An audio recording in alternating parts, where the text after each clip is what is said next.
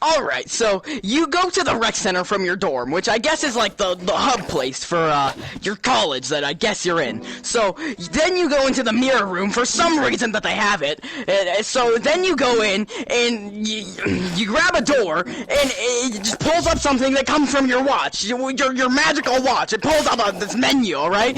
So once you do that, you're gonna click this golden trophy thing, and then you're sent to a lobby that has swords and bows, and you see this holographic board that tells you start, so you press that with your little laser pointer that comes off your finger, and then you go through this lobby again, and then you open doors, and then there's just goblins chasing you. Like, okay, that makes a bunch of sense. So then you kill the goblins, and then you go to another door, and there's more goblins. And so you kill them all, and then there's more and more goblins. There's legit only goblins.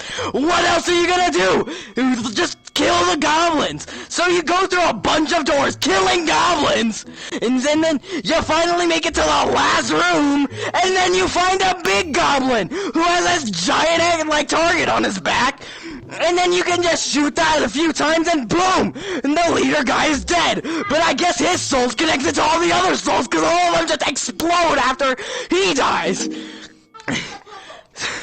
So if you thought that didn't make much sense, let's get on to Jumbotron. So you basically do the same thing with your college campus. Is you go to the rec center, and then you go into this door, and then you go into a lobby with some guns. Why does your college have guns? They trying to start a school shooting? And so once you go into there, you go into a lobby with even more guns. And so then you're gonna go in, and there's like little robots chasing you? Why are you breaking such expensive AI? I know they're trying to shoot you, but you're breaking expensive things. And so then you go and kill them, and you go through another level that just has a bunch of like boxes, okay? So then you kill a bunch of more computers, and then you go into another one where you're just breaking a bunch of servers. Why would you do that? Why? So then you go into another level, and there's purple guys, like big purple laser guys. Those guys may not be computers, so that's understandable to break. But so that doesn't make sense. How does that lead to a spaceship? Why does a server room lead into some random other and then you go to space? How do Rec Room characters not die from being in space? They don't even have necks! How do they die not going to space? Come on! So, now that they're in space, they go and kill more the shooty guys. It's computers. And then there's big purple shooty guys. It's like, they shoot even more bullets? Why are you killing those? Those are probably even better PCs. So, you kill even more of them.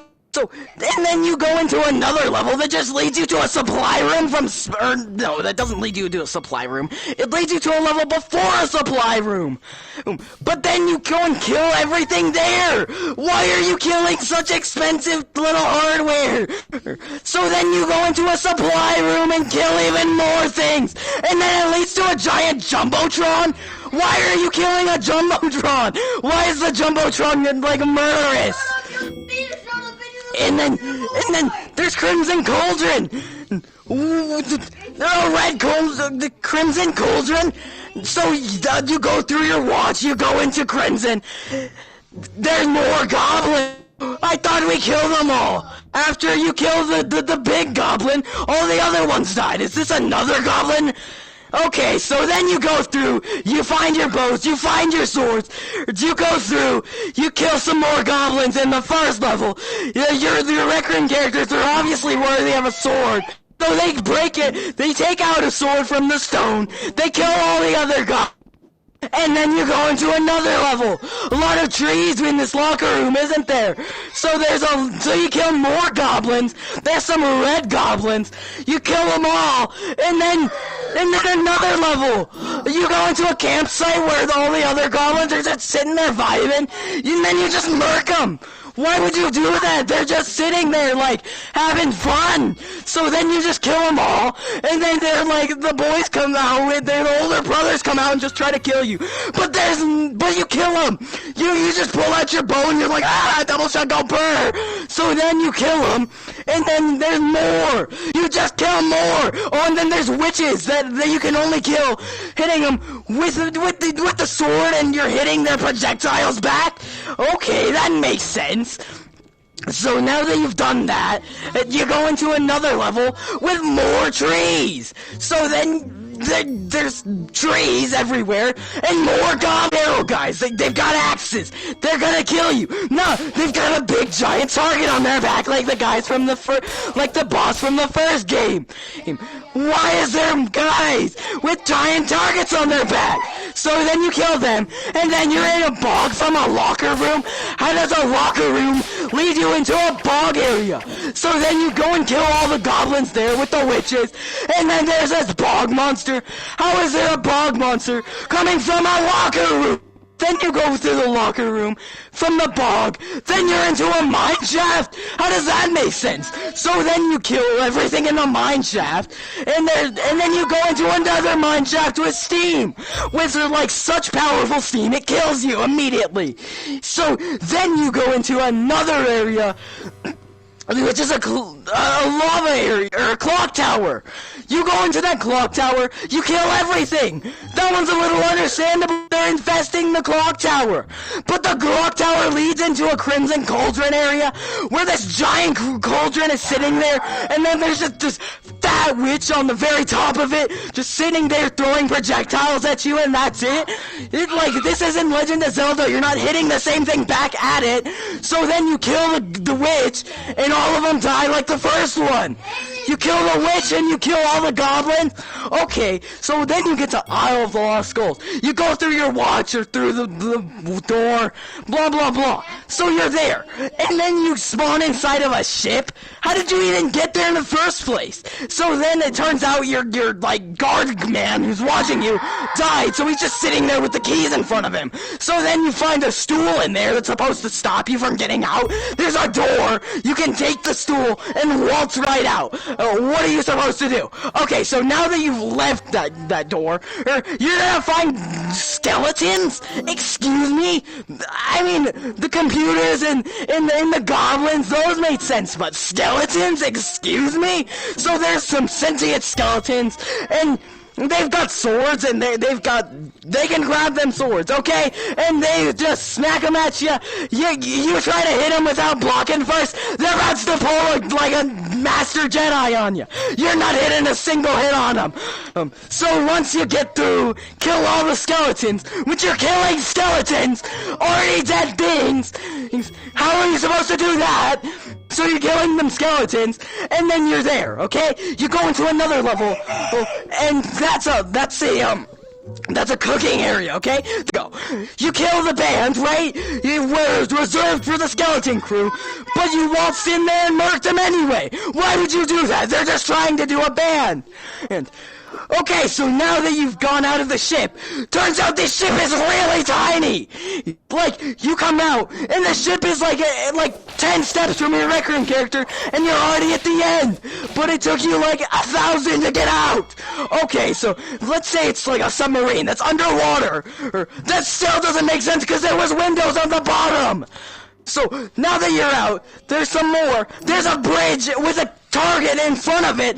So why would they just not have the bridge connecting? Are they trying to kill all the other skeletons by shooting down the bridge and accidentally killing one of their friends? So now that you're there, you go on, you kill all of them there, and then it leads you to a town. So you jump off a ship and you're led to a town. That one makes a little sense. So let's say you came from Wreck Island and you went to Port Plunder. That makes a little bit of sense. That makes the most sense out of all the quests. So, now that you're in Port Plunder, you kill everyone in their little town made of cardboard. That's pretty sad, right? But you just murked them, but they had a lot of guns, so it must have been America. So, you kill them with all their guns, right? With their guns. Okay, so now you're on to a jungle. how did this town go to a jungle? A sandy jungle at that. So, there's more guys hiding in that jungle because you scared them out of their town. So you kill them while they're all in there hiding in that jungle. They're trying to defend themselves, and they're dead. You kill them all. How rude of you. Then, you go into a cave. So, you go to the end of the jungle where there's a bridge leading into a cave. So, you go into that cave. There's a little bit of guys who managed to make it there. So, you finally get to the end of cave. You're led to a sunken ship out of the cave. Like, how does the ship even get there? You had to get there through the cave. Does the ship just like drift on in the cave? Okay, that makes sense. So then you kill everyone who managed to make it to the ship once they heard their town was getting shot up. Then you make it to their boss, who's held by a little bit of puzzle pieces under the water that your wrecking characters can obviously make it under without dying for hours at a time. So you finally make it to their boss, and their boss just has cannons leading that can shoot him. They shouldn't be in the range of their boss, you know? And then you kill their boss using their cannons, and boom! And then it comes to crescendo, the least sense-making one of them all. So you come from the beginning of the level at a locked up town. You're at a town, right? Your town is burning down. And there's some pumpkin guys just waltzing into your town, killing all your friends. And you just wake up in your cabin just fine. You only have a pitchfork in there. Why do you have a pitchfork and a lantern with no door? How didn't you die? But everyone else did. So you come out there and just bang up the skeletons.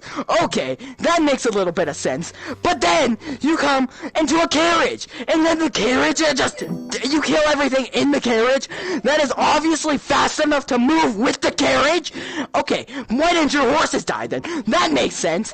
So once your carriage crashes somehow, because your horses don't know how to do anything, you go through a gate and you're at carriage, at the end of the burnt carriage. So then you make it to the castle, and then that's where the fun begins, because the castle makes no sense whatsoever. Once you get to the castle, you walk up there, right?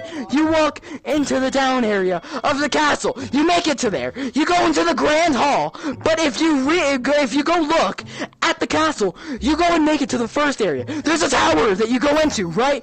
You go up, you kill the maid that's hiding in there, because why? Obviously there's gonna be a maid. And okay, so then you go and kill a ranger. That's pretty cool of you. Nice. You just went and killed a skeleton ranger. Oh, did I mention they're skeletons, which shouldn't make sense? So, now that you've killed them, you go through a door from the ranger's room, and you're back at Grand Hall! How did you make it to the Grand Hall? So, then you come down, and you go into a door under the door you just went through, and there's just this little entrance that leads to a garden? Okay, yeah, that makes sense. So where that entrance was, there must have just been a garden, because Draken's just so rich that he has a garden behind his castle. So once you go through the castle, but the thing is, once you enter the garden, if you look straight forward from where you entered, guess what? There's the rest of the castle. But I thought you just left the castle. Okay, that makes sense. So then you go in towards the castle, but guess what? You don't make it towards the castle this time and back into the Grand Hall. This time, you go into an inverted ballroom. How is this ballroom inverted? And it doesn't even make sense if you've actually looked at it when not inverted. So you kill things that are just there, because they're just sitting there vibing in the Grand Hall, or in the inverted ballroom, and then you're back at the Grand Hall again! So, you finally go down. You find the sanctum that was previously locked up, but now it's not. You go into the sanctum. There's a torch foreverly burning there. That must be some fire, like some great cloth that's going around it if it's gonna last for that long. For you to just be sitting there for an hour doing the quest, you come down and it's still burnt. Is Dracula trying to have you win? So then you finally make it to there. You go into a sanctum. You go all the way down. You go even lower. You finally make it to a boss. He's been just sitting there, okay? He's just been sitting there in the dark. You awaken him. He doesn't kill you. You make it through. You open a door, and you're back at Grand Hall. When you just went to a sanctum that was lower than the Grand Hall. So you're back at Grand Hall, alright. So you go to the final stairs, all the way up. And that's where Dracula was. The one that had a skull on the top. Obviously that was going to be Dracula since it had the cool door. So you make it to Dracula's room, and he has mirrors that shine light, which kill him. So you go through, and you kill him with his own mirrors in his room. And you kill Dracula. And then all of his bats die with him. That makes no sense. That's the quest. And then you go through a door from Drac's room, and it leads you back to the lobby that you came from. Okay, but how did I get there? Did I open the door and fall through and make it into the lobby? That makes sense, alright? And that's the end of the quest.